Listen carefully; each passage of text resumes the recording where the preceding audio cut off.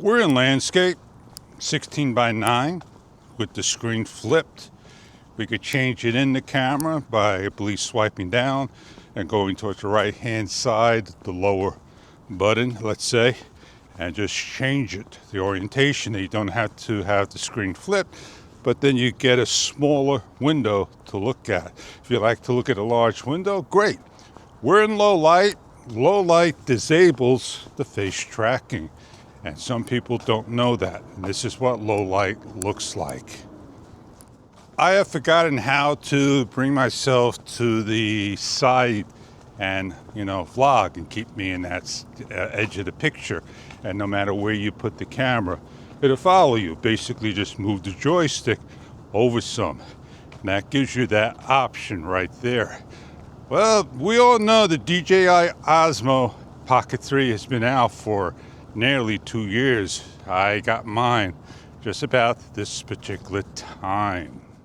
I used it, I did some comparisons, and I found that I wasn't ready for the camera because it wasn't matured at the given time for me. And here I am today with the extra Muse. Now people, they don't know and they think it's just a camera from DJI. And you're right, it is. The company has created extra and they have came to the US market due to the tariffs. And they wanted to make sure everything will, work out just fine.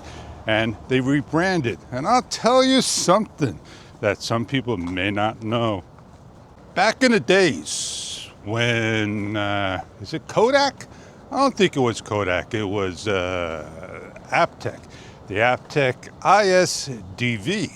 They came out with the IS-DV2, Hanshin. They were another company, and those two cameras were the same. They were rebranded, and they basically copied one another. Now, there was a company also named Ranger, and that was the MPV. And yeah, that was another company with many different companies that had that same exact camera. And they just go underneath another brand. And today you're going to be seeing all that when you go to Amazon and you check out Amazon and you see the same product, 20 different products underneath one name. So this has been going on for quite some time, rebranding underneath one company. Throw one more out after you. Digilife, ISDV HDV 168. I may put in a couple of letters in there extra. And iSpan, that was a company, both the same company. Started out in a guy's apartment, and he had all these boxes lined up. And he went to the expo centers and started to sell that camera. And that was catered underneath one area. Another one that's out there right now, Xiaomi. Xiaomi is out there with the Wise camera. And what happened is that was a project that this company gave to the kids to work on. And they gave them that camera. And they've been running off like you cannot believe. Out in Portland, Wyoming, out in Seattle. And that's where they're based out. And they did a great job on the Wise Cam. And now they sell vacuum cleaners and more. But let me tell you this, DJI's got a lot of money. So they can do just about anything they want. They took all that money, invested into the US market, and gave everything overseas here to the US of A. Now we got a 2-year camera warranty. I never had that. That's the first time for me. And that's a great thing, giving us something at a lower price than the actual DJI Pocket 3. And I'm happy to pick one up and be a proud owner of it. Well, I did my shots in low light. I'm gonna now just head on over to, you got it, the DJI Osmo Nano. And switch on over, go to a different camera. I had enough time with this camera for now. Did a good job, did a good walk in low light. The only thing I don't like about the Pocket 3 back then was when you had the mic on, you started up, that overlay stayed on there. It took us like a year just to get to DJI to get rid of it down to 5 seconds, and that was a big problem for some. Oh, it's a wet day. Look at that table. All right, I'm over here in my favorite spot. Big problem is the bottom base cradle that attaches is not flat or square. It's rounded, and that gives a little issue. No rubber feet, nothing to lay it down. So please be careful where you place your camera. I got it placed on the window, on the frame of the window, and not the cement. I'm able to hold it up there. And I see my first fly. Man, winter's not even over, and the flies are out. See how close I can get to it. Maybe product view would come on, product showcase. And there he is right there. A fly, man. Give it a little bit more time, please. Maybe he's gonna go hide in the hole. There he goes, watch him go. Is he going? He's going. All right, let's get to the selfie. Put it onto my face. Triple press on the joystick. 1, 2, 3. It turns around pretty quick. And it kind of had like a jump there. I don't know if it was smooth enough or not. So let's do one more thing. Triple press, 1, 2, 3. And it jumped because of the screen. And let's just do the joystick and see if we can move it this particular way. And that's as far as it can go. And let's get the joystick to come around real slow, nice and smooth.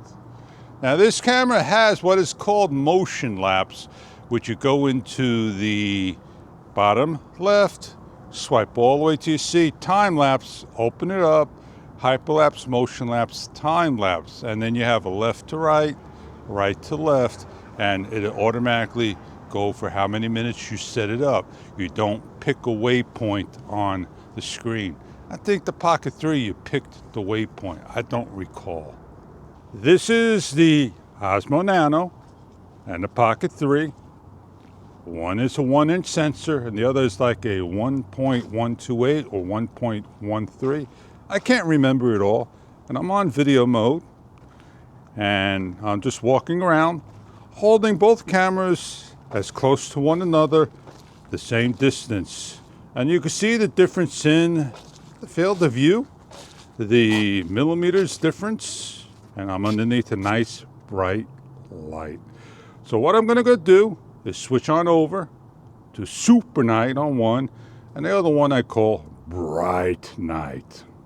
So I'm facing the light, blowing a little steam at you, and I'm rotating around, low light situation, and I'll back away. I can walk backwards and look into the camera, make sure I don't bump into anything. And what I'll do is I'll walk away into the low light, into the other light around the building side.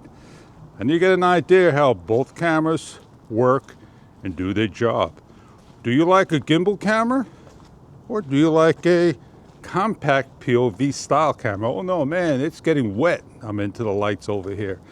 So what I'm gonna go do now is just basically, let's shut down the Pocket 3 and just continue and end my vlog with the Nano, and have a great day.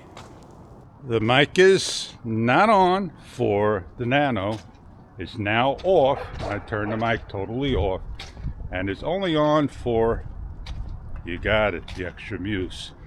I wished DJI or maybe Extra, this time what they will do is, take the microphone and allow you to connect it to more than one device. I think you could do that with the Insta360 Ace Pro 2, for example, and just connect it, bring it to either one. And when you go back to the Ace Pro 2, it's already still bound and connected. Just open up the bound with like 10 things, like your router. Allow it to be bound to all the devices, then to have to keep relinking to every single camera is what I'm saying. So I tried CapCut, and the interface is nice, don't get me wrong. Some of the things just need to be a little bit bigger for my eyes, and I know it's go into the compatibility and the property, and change the DPI, things like that. I can make it bigger. I did that with DaVinci Resolve at a given time. And the thing is, I thought speech to text was free. It's not. And I thought blur, mosaic was free as well. It's not. And those are the two main features I use. And I won't be doing CapCut, but I love the titles. I still can, grab them and do what I want. I'm still going to use CapCut time to time is what I'm saying.